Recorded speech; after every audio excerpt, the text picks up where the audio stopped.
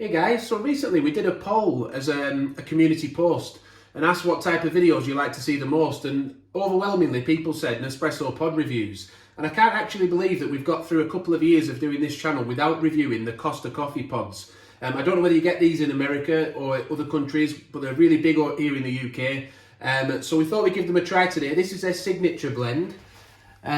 So it's a number 8 in strength.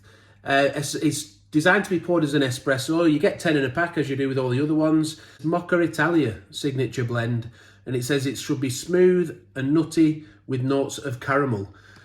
Costa was established in 1971, but we'll get more of that information on the back. At Costa, we know great coffee. The proof, we've been serving our legendary signature blend since 71.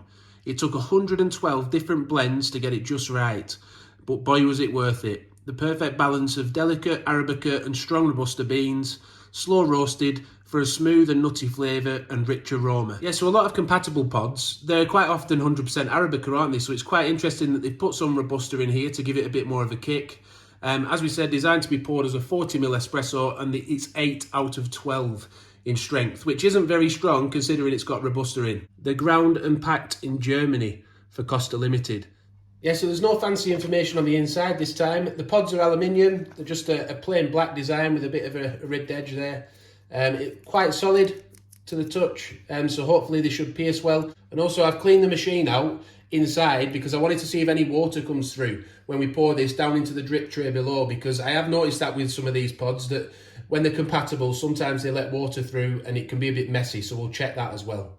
One thing I do want to mention about this kind of packaging though, I've mentioned it in other videos, is I do like this kind of packaging. It's not the long, narrow sleeve, it's more of a box style packaging. And as you can see, it keeps the pods nice and secure, and I do find they tend to damage less that way. So well done for that. You find the same on the Illy pods and also the lower pods. So let's pour a shot of espresso then, and we'll let it cool down a bit and have a little taste.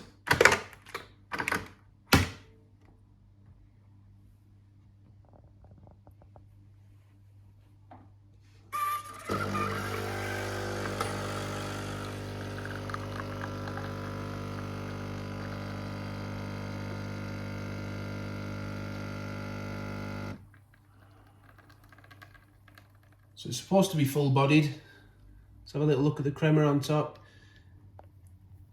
As I say, intensity 8, a little bit of Robusta in there, so you've got a crema on there.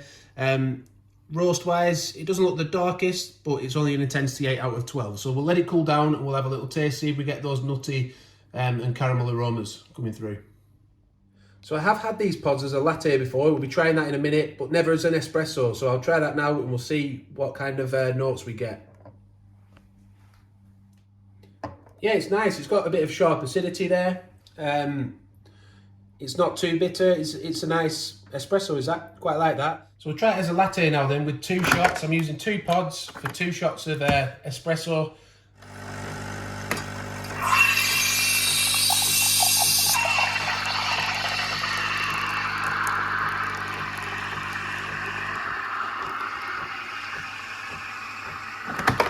So second pod in.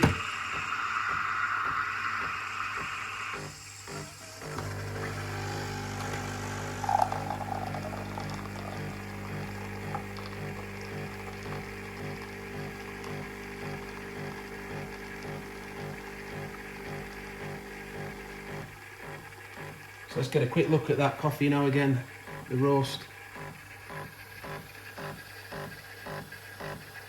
And then when the milk's finished, we'll be back in a second to try it. I think it is nutty actually. That's where, with milk, I can taste the nuttiness a little bit more. And it's not a very bold coffee. It's not overly strong, and I've got 2 pods in there. It just tastes nice. So you get pods like the Napoli pods, they're really strong, aren't they, from Nespresso?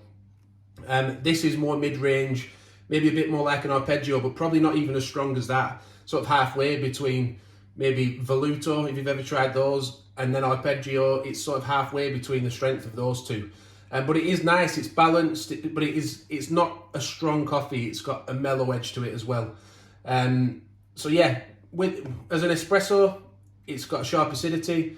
In milk, it's just quite a mellow coffee, I feel. One thing I did say I wanted to test though, because I cleaned this out earlier, is just to see if any water did come through. So as you can see there, it's sort of let a little bit of water through, and sometimes the coffee granules start to come out, which makes it a bit messy to clean up. I don't really find that with the Nespresso pods, you know, the genuine ones. And obviously the Starbucks ones, they're made by Nespresso, so I don't find that with those either. But some compatibles, that does happen, a bit of water does come through. And you also see that little bit of water. If you watch the video again, you'll see a little bit of water comes through when I press the button as well to pour the espresso. That doesn't tend to happen with genuine Nespresso pods. So, but it's not a huge deal, is it? And the pods are a lot cheaper. We picked these up on offer. Were they about £2.85, £2.50 for a pack of 10. With inflation, by the time you watch this video, it'll probably be about £3. But yeah, I hope that video has helped you out. If you've tried these pods, do let us know if you like them or not. Yeah, it would be great to hear your thoughts. Thanks for watching. Subscribe, hit the like button, and the notification bell too. And bye for now.